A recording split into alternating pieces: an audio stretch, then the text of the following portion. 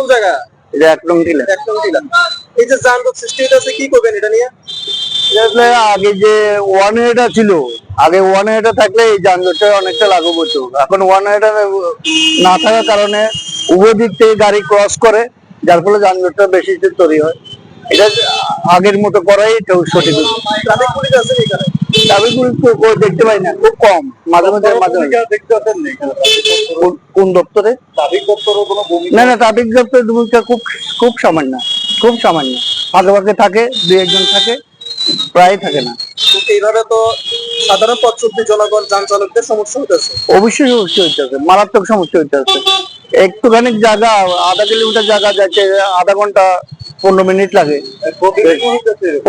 প্রতিদিন এরকম ভাবে হইতেছে।